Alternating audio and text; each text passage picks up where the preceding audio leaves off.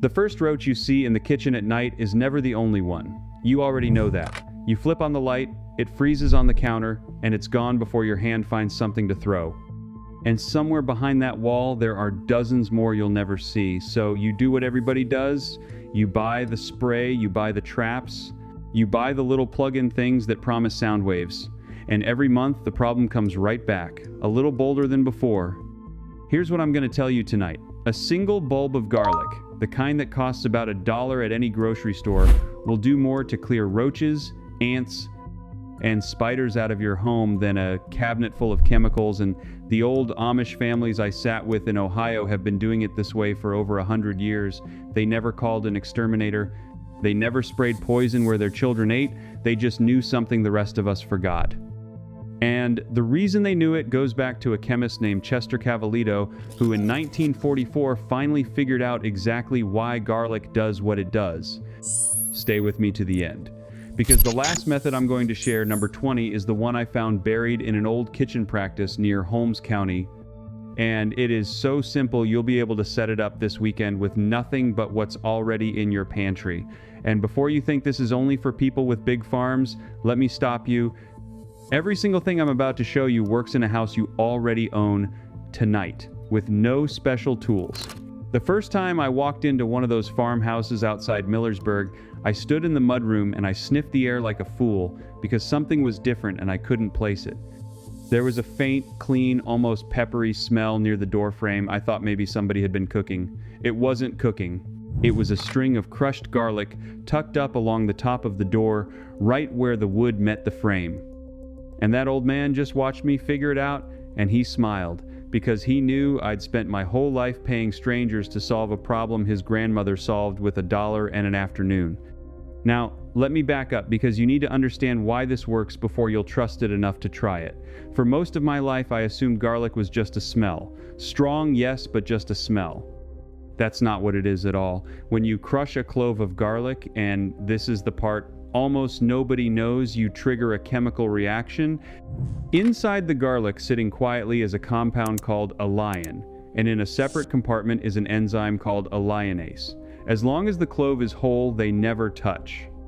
But the moment you crush it, chop it, or bruise it, those two collide, and in about 10 seconds they create a brand new compound called allicin. That's the whole secret. Allicin, it's not in whole garlic. You make it fresh with your own two hands the instant you crush the clove. And allicin is not a smell. It's a chemical weapon that garlic evolved over millions of years for one specific reason: to defend itself against insects, fungus, and anything that tries to eat it in the ground. When Chester Cavallito isolated that compound in 1944 and published it, he confirmed what farmers had understood by instinct for centuries. The garlic plant is not fragrant, it is armed. So here is your first method, and it's the foundation for half of the others: the crushed clove reaction. When you use garlic against pests, you never use it whole, and you never use it dried straight from the jar without waking it up first. You crush it and you let it sit for 10 to 15 minutes before you do anything else with it. That resting time is when the allicin fully forms. Skip that step and you've thrown away most of the power. Most people who tell you garlic didn't work for them made exactly that mistake. They used it whole or they cooked it, and heat destroys allicin fast. They killed the weapon before they ever fired it. But knowing what the weapon is doesn't tell you how to aim it, and that's where the roaches come in. A roach doesn't navigate your house with its eyes, it navigates with its antenna, and those antennae are covered in receptors that read chemical trails. When one roach finds your kitchen, it lays down an invisible scent path, a pheromone trail, and every roach behind it follows that exact road like a highway. That's why they always seem to come from the same crack, the same corner, the same spot behind the stove. You're not fighting individual bugs, you're fighting a map they've drawn all over your home. So method number 2 is the garlic trail breaker, and it goes right where that map is drawn. You take 4 or 5 cloves, crush them, let them rest, then drop them into a small jar with about a cup of water and let it steep overnight. In the morning, you strain it and you wipe down every baseboard, every corner, and every crack where you've seen them travel. The sulfur compounds don't just smell bad to them. They scramble the chemical signals those antennae depend on, the road disappears, the highway they built goes dark, and a roach that can't read its own trail is a lost, confused animal that starts looking for somewhere easier to be, which means somewhere that isn't your house. Method number 3 takes that same idea and makes it permanent at the entry points. Under the sink, behind the refrigerator, in the back of the cabinet where the pipes come through the wall, those are the doorways. You crush a few cloves, wrap them loosely in a small piece of cloth or a coffee filter, and you tuck 1 sachet at each of those hidden doorways. Every few days, you give it a squeeze to release fresh compound. That's it. You're not killing anything at the door. You're building a wall they refuse to cross. Now, method number 4 is where people start to get surprised because it deals with the roaches you can't reach, the ones living inside the wall, behind the tile, in the void, under the cabinet where no spray ever reaches. For that, you make a garlic powder line, dry garlic powder, the plain kind, no salt, no additives, laid down in a thin line along the entry gaps and into the crack itself. Powder clings, it stays put where liquid drains away, and it slowly releases its sulfur into that enclosed dead space where the roaches are hiding.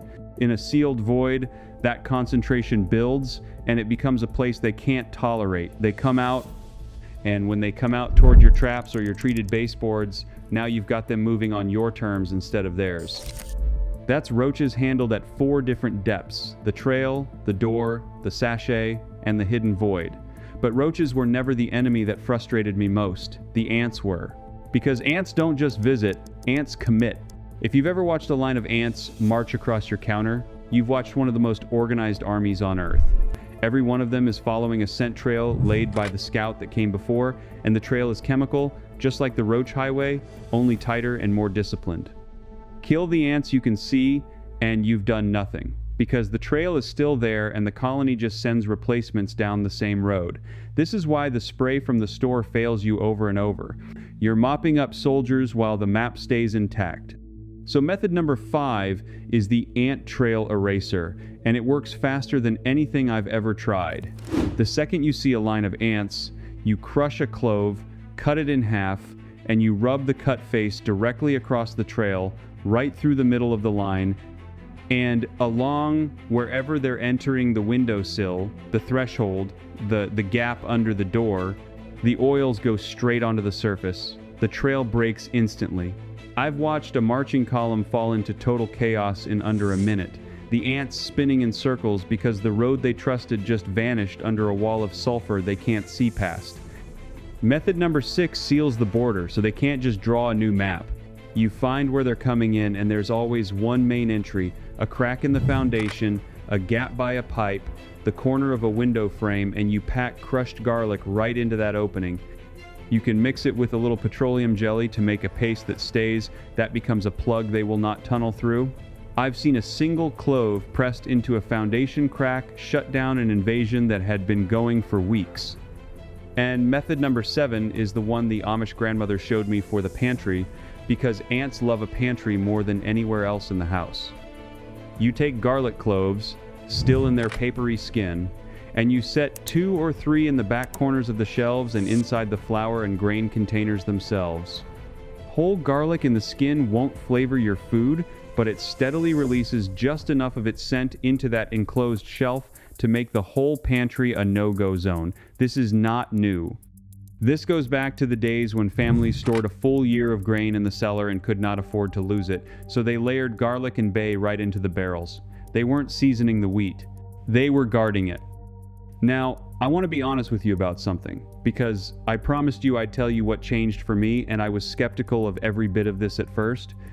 When that old man first told me garlic would do what a professional couldn't, I nodded politely and I thought, sure, and I bet a horseshoe over the door brings luck too. I didn't believe him. What changed my mind wasn't faith. It was watching it work in my own kitchen, on my own ants, the week I finally got desperate enough to try it. And once it worked, I started asking a harder question. If this is real, and it's this cheap, and it's this simple, then why did nobody ever tell me? Why did I spend 30 years and thousands of dollars paying a man in a truck to spray poison around my grandchildren? Hold on to that question, because the answer is coming, and it made me angrier than I expected. But first, the spiders, because spiders are their own strange problem, and garlic handles them in a way that surprised even me. A spider doesn't smell the way you and I do, and it doesn't smell the way an ant does either. A spider tastes and senses the world through its legs. The tips of those legs are covered in chemical sensors, so when a spider walks across a surface, it's essentially tasting every step it takes. That's why a spider will suddenly stop, back up, and refuse to cross a certain line it stepped on something its legs told it to avoid. And a strong sulfur compound like the one in fresh garlic is exactly the kind of thing those legs scream about. So method number 8 is the garlic spider barrier for windows and corners. You make a stronger spray for this one, about 6 crushed cloves, rested, steeped in 2 cups of warm water overnight, then strained into a spray bottle. You spray it in the upper corners of the room, along the window frames, around the door casings, and anywhere you keep finding webs. A spider that tastes that barrier through its feet turns around and leaves.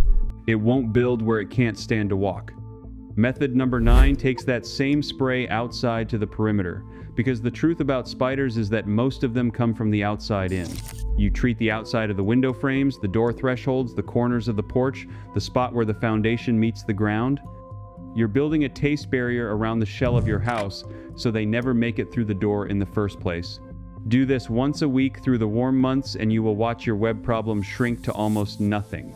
Method number 10 is for the basement and the garage, the 2 places spiders love most because they're dark, quiet, and undisturbed. Down there you don't want to be spraying constantly, so you hang garlic. You take a mesh bag or an old sock, fill it with crushed cloves, and hang one in each corner and near the basement window. As the garlic dries out over the following couple of weeks, it keeps releasing its compounds into that still air, and still air is exactly where the concentration builds and lingers. You refresh it when the smell fades. That's the whole maintenance. Now, if you already own a house and you're thinking this only applies to people building from scratch, stay with me, because this next part is specifically for you. If your home was built before 1980, and a lot of yours were, you've got something newer homes don't have, and for once it works in your favor. Older homes have more gaps, more cracks in the foundation, more space around the pipes, older window frames that don't seal tight, baseboards that have pulled away from the wall over the decades. Everybody tells you those gaps are a liability. For pest control, they're a gift, because they are the exact roads the bugs are using, and they're all reachable from inside without a contractor, without a permit, and without opening a single wall. Here's your method for the older home, and I'll call it number 11, the full perimeter garlic seal, done in one afternoon. You mix up a big batch of the steeped garlic water, a whole head crushed into a quart of water, rested and steeped overnight. Then you walk your house with that spray and a small jar of crushed garlic paste. Every baseboard gets wiped. Every gap around a pipe gets a dab of paste pressed in. Every window frame, every door threshold, every corner of the basement gets treated. In an older home, you can hit the entire perimeter of pest entry in a single afternoon because the entry points are all right there where you can see them and reach them. A newer, sealed-up house actually makes this harder, not easier. Your old house is on your side. And that older house is exactly why this next thing matters so much to me. Because everything I'm sharing tonight is just one room of a much bigger house of knowledge that these families kept alive when the rest of us threw it away. This pest control method is a single page out of a whole archive. The same people who taught me the garlic seal also keep the old ways of heating a home without a furnace bill, cooling it without electric air conditioning, and storing a full year of food without a freezer. I pulled all of it together, room by room, into something called the Complete Amish Home System, and there's a special limited time offer on it right now that I won't be able to keep up for long. It's linked down in the description. And you can scan the QR code on the screen if you want the rest of the buried archive, not just this one taste of it. Now, let me get back to the part that made me angry, because you've earned the answer to that question I left hanging. Why didn't anyone ever tell you? Method number 12 isn't a technique, it's the reason all of this got buried, and once you see it, you can't unsee it. Think about who makes money when a roach walks across your counter. It isn't the garlic farmer. A dollar bulb solves the problem and never asks for another dollar. But a monthly pest control contract, a cabinet full of sprays that stop working the moment you stop buying them, A whole industry built on the promise that you can never do this yourself. That's a river of money, and it only flows as long as you stay helpless. Somebody benefited every single month from the fact that you never learned what a farmer's wife knew for free. And it goes deeper than just selling you a product. Over the last century, as the chemical industry grew, the simple methods got branded as folklore, old wives' tales, country superstition. The word that a scientist named Louis Pasteur was documenting the antibacterial power of garlic back in 1858 got quietly forgotten, while the same properties got repackaged, patented, and sold back to us at a markup. The knowledge didn't disappear because it stopped working. It disappeared because there was no money in a solution you could grow in your own backyard. The Amish never fell for it. And here's why, and this is the part that ties the whole thing together. Their entire way of life is built on not being dependent on outside systems, not the power company, not the water utility, and not a truck that shows up once a month with a tank of chemicals. When everybody else handed their homes over to specialists, these families kept doing what worked, kept passing it down mother to daughter, father to son, and that's the only reason it survived at all. One community held the line while the rest of the world forgot. That's not superstition, that's preservation. So let's keep arming you, because now you understand the stakes. Method number 13 is the garlic and cayenne double punch. For the stubborn cases where a colony has really dug in, you take your garlic paste and you mix in a spoonful of cayenne pepper. The garlic disrupts the scent trail, and the cayenne adds a second layer of irritation that insects can't push through. You press this along the worst entry points, the cracks that keep reopening no matter what you do. It's the version I save for the fights I'm losing, and it wins them. Method number 14 is garlic oil, which is your long-lasting version for spots you don't want to retreat every few days. You gently warm crushed garlic in a little cooking oil, warm, never hot enough to fry it, because remember, high heat destroys the allicin and you let it steep for a day. Then you strain it and you use a cloth to wipe that oil into cracks, hinges, and the undersides of shelves. The oil holds the compound in place far longer than water does, so a single application in a tight, hidden spot can last a week or more. Method number 15 is for the drains, because roaches love a drain and most people never think about it. You pour a strong garlic steep down the kitchen and bathroom drains at night, right before bed, when the pipes go quiet and nobody's running water. That gives it hours to sit in the pipe and drive out anything that's using your drain as a highway up into the house. Do it a few nights in a row and you close a door most people don't even know is open. Method number 16 is the doorway string, the very thing I saw in that mudroom near Millersburg. You take a needle and thread and you string crushed or halved cloves onto it, then hang that string across the top of the door frame on the doors that lead outside. Every time the door opens and the air moves, it carries a fresh pulse of that scent across the threshold. It's a living barrier at the one place every bug has to cross to get inside. Method number 17 is planting.